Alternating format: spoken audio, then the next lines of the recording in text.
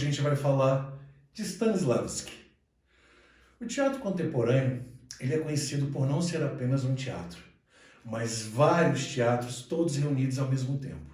Na verdade, é um conjunto de formas, estilos, gêneros, diferentes maneiras e diferentes técnicas de encenação também compunham esse teatro da contemporaneidade. Essa grande mostra de estilos, formas e gêneros, galera, só foi possível em virtude da própria história do teatro no Ocidente, que nos deixou claro a nossa origem. Bem, eu tenho que lembrar que alguns importantes propositores do teatro do século XX, por meio de experiências, abriram portas para um infinito rol de possibilidades que nos presentearam com o teatro contemporâneo. Outros artistas também participaram dessa mudança. E o teatro evoluiu. Isso tudo ocorreu no século XX. Bom, vocês lembram do realismo e do naturalismo? Eles começaram a se espalhar por toda a Europa. Mas faltava ainda um elemento importante: a interpretação do ator. Konstantin Stanislavski, o nosso mestre de hoje, ele nasceu na Rússia, na cidade de Moscou, em 5 de janeiro de 1866. Seu primeiro contato com o mundo das artes foi bem precoce. Ele veio de uma família bem-sucedida de comerciantes. Seu pai chegou até a construir um teatro dentro de casa, onde eles encenavam peças para um grupo seleto, pequeno, restrito, de amigos da família. Além, é claro, de realizar alguns encontros com os intelectuais conhecidos da redondeza. Gente, tem um fato importante. Depois de inúmeras correspondências travadas entre Stanislavski e um famoso escritor, também professor, chamado Vladimir Danchenko, isso em 1897, teria acontecido aí, então, gente, um encontro histórico que mudaria toda a história do teatro mundial. Vou te contar para vocês. Tudo isso começou com a fundação de um teatro privado junto com Danchenko. Stanislavski acabou criando o Teatro de Arte de Moscou, que ficou conhecido como TAM, que se tornou o marco do nascimento do teatro moderno. Isso tudo em 1898. Algumas escolas de interpretação vincularam-se aos teatros e atores diversos fizeram parte desse mesmo teatro. De início tornaram-se atores, depois diretores e, por fim, professores. Agora, eu quero falar de uma situação que ocorreu dentro do Teatro de Arte de Moscou. Esse acontecimento ele ficou marcado na nossa história, na história da Europa, na história da Rússia, na história do mundo, a partir da peça A Gaivota de Anton Chekhov, de quem a gente vai falar agora, esse aqui. Dramaturgo e professor na Escola de Música e de Drama da Filarmônica de Moscou, Chekhov trabalhou um longo período com Stanislavski, Danchenko e outros colegas. Por um longo período de tempo, ele exerceu as funções de ator, diretor, professor e também foi dirigente do Teatro de Arte em Moscou, onde teria desenvolvido métodos de interpretação e direção. Chekhov foi considerado um dos mais famosos novelistas e dramaturgos da velha Rússia. E até hoje, gente, ele é considerado um dos grandes mestres do conto moderno. Na sua trajetória pela literatura dramática, ele não exerceu funções previstas pelo sistema dramático tradicional. Pelo contrário. Na verdade, essas não impulsionavam o conflito, apenas espelhava a impossibilidade do contato entre realidades distintas. Deixa eu ser mais claro. Isso é estrondoso e transformou o Stanislavski em um grande astro europeu de uma hora para outra. Nesse espetáculo, gente, mais que os detalhes, os cenários, os figurinos, a iluminação, tudo, o que mais importava nele, na verdade, era a interpretação dos atores, que trabalhavam uma enorme variedade de sentimentos. Nessa obra, A Gaivota, uma outra característica do trabalho do russo foi bem comentada nessa época.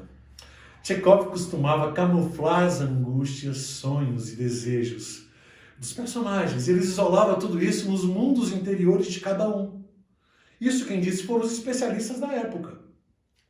Gente, e ainda na estreia dessa peça, A Gaivota, o ator e diretor Konstantin Stanislavski comentou: no palco ocorreu uma verdadeira confraternização. Pensa. Em resumo, em quase toda a sua criação, o Anton Chekhov usava a pausa, o silêncio e as mudanças de estado de espírito. Isso tudo criava uma sensação do espectador. Era mais ou menos assim que o dramaturgo Tchekov se revelava. Bom, é o jeito dele. Após a produção de A Gaivota pelo Teatro de Arte de Moscou, o TAM, o Tchekov escreveu mais 3 outras peças, também extremamente importantes naquela época e na sua carreira. São Tio Vânia, As Três Irmãs e O Jardim de Cerejeiras, suas traduções no Brasil, claro. E agora, voltando ao TAM, Teatro de Arte em Moscou, onde tudo aconteceu, eu tenho que lembrar a vocês que o objetivo do TAM, enquanto unidade teatral, era inovar a interpretação dos atores, era proporcionar à plateia uma encenação baseada nos moldes da realidade, além de indagá-los sobre a capacidade de cada um. Era preciso perceber como o trabalho do ator poderia atingir o público e que, de certa forma, isso acabava quebrando todos os paradigmas impostos. Hoje, gente, no mundo inteiro, qualquer ator profissional de razoável experiência conhece Konstantin Stanislavski. Bom, Konstantin Stanislavski era um apaixonado pelo teatro. Além de ator e apaixonado pelo teatro, a gente não pode esquecer que ele também foi diretor da Sociedade de Moscou de Arte e Literatura. Ali ele teria se aprofundado em estudos sobre a arte teatral. E depois que Stanislavski e Danchenko fundaram o TAM, o Teatro de Arte em Moscou, eu tenho que voltar e lembrar a vocês de alguns propósitos do TAM. O TAM tinha como objetivo a busca de uma unidade teatral, para inovar na forma da interpretação dos atores e proporcionar à plateia uma apresentação da realidade nos palcos. Tinha que quebrar os paradigmas pré-impostos. Tinha que se basear em sérios e aprofundados estudos sobre a expressão corporal, vocal, técnicas de preparação do ator. Na verdade, o desejo de Stanislavski, a acessibilidade aos atores, indagá-los a respeito da capacidade que cada um e de como o trabalho do ator era capaz de atingir o público. Dentre os vários métodos experimentados, alguns deles foram levados bem a fundo e muito a sério, o que resultou em uma série de exercícios e técnicas dos quais Stanislavski chamou de o sistema. Bom, deixa eu explicar para vocês o que é o sistema. O sistema é composto de uma série de elementos que funcionam como ferramentas para a leitura de um material dramatúrgico. Como Stanislavski costumava repetir e dizer sempre, o sistema configurava-se como uma gramática do ator. Acho que esse é o melhor significado. Porque a gramática proporcionava para o ator um aprendizado de interpretação, como ele tinha que se portar numa peça, como o seu personagem tinha que ser. O sistema, por qualidade, tinha que provocar uma contínua busca do ator. Outro ponto a ser destacado é que, por meio dos elementos do sistema, Stanislavski situa o teatro no campo da ação, valorizando o caráter prático e improvisacional dos estudos cênicos. Bem, o sistema ele fornece ainda, gente, condições para uma criação espontânea e autêntica, que não se ancora no mimetismo de modelos de atuação ou na reprodução de velhos clichês, como a gente já falou disso. Além de provocar a imaginação e estimular a descoberta de novas potencialidades, o sistema criado por Stanislavski funciona como um guia essencial para o ator. Viabiliza a sua autonomia de aprendizado enquanto formação. Mas o que parece chamar mais atenção é a simplicidade com que Stanislavski trata desses temas tão complexos. Como uma de suas definições para o ofício do ator, Stanislavski dizia que o ator tinha que dar vida ao espírito humano. Vamos entender, então, como funciona o método do Stanislavski. Estou no finalzinho. Vamos lá? Bom, geralmente ele começa a preparação do ator, o seu trabalho sobre si mesmo, a partir do acontecimento de um silêncio encontrado no texto, que se está trabalhando. Nesse silêncio tem que acontecer a vida.